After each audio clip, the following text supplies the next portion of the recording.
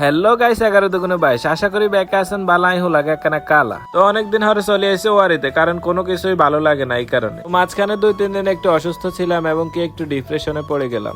তো এখন একটু ভালো লাগতেছে তাই হোসেনকে সাথে নিয়ে বের হলাম।